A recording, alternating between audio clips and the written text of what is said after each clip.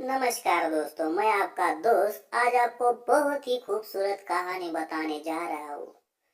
तुमसे न हो पाएगा। यह कहानी का शीर्षक है। एक बार गाजियाबाद जंगल में हीना और लेना आपस में खेल रहे थे। तभी वहां पर हंटर शेर और रेखा शेरनी आते हैं। दोनों बच्चों को एक साथ देखते ही देख दोनों बहुत खुश हो जाते हैं, क्योंकि इस तरह के एक साथ दोनों बच्चे बहुत कम ही खेलते नजर आते थे।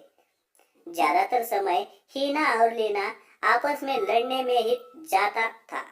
तभी हंटर शेर कहता है, अरे मेरे प्यारे बच्चों हीना और लीना, खेलते खेलते आपस में लड़ने मत लगना।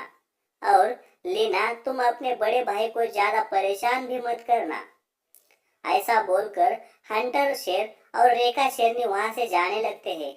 जाते जाते रेखा शेरनी बोलते हैं, अच्छा बच्चों, ज्यादा समय मत लगाना और खेलने के बाद जल्दी घर आना।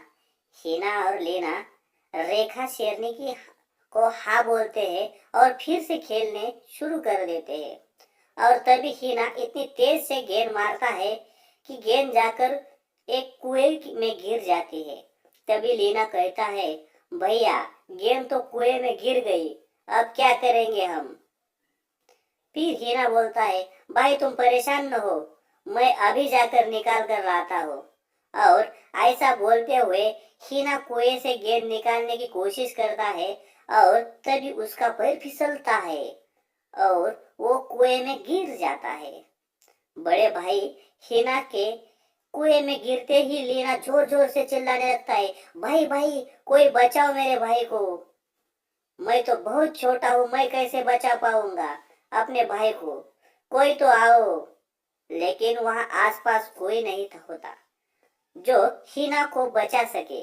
तभी लीना को एक रस्सी दिखाई देती है। वो दौड़ कर जाता है और रस्सी उठाकर ले आता है। फिर कुएं में फेंकते हुए बोलता है, भाई इस रस्सी को जोर से पकड़ना, मैं तुमको बाहर से खींचूंगा।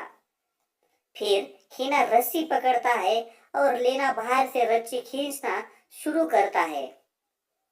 अब क्योंकि हीना बड़ा और भारी होता है, इसलिए छोटे से लीना को बहुत मेहनत, खूब ताकत लगानी पड़ती है। लेकिन वो बिना कुछ सोच बस अपनी पूरी ताकत भाई हीना को बचाने में लगा देता है। तभी लीना और जोर जोर से रस्सी बाहर की ओर खींचता है। जैसे पकड़कर हीना बाहर आता है। कुएं से बाहर निकलते ही हीना तुरंत लीना को अपने गले लगाता है और उसे पकड़कर जोर जोर से रोते हुए बोलता है, मेरे छोटे भाई, तुमने आज मुझे बचा लिया। तुम तो मुझसे कितने छोटे हो, तुमसे इतनी ताकत आई कहाँ से।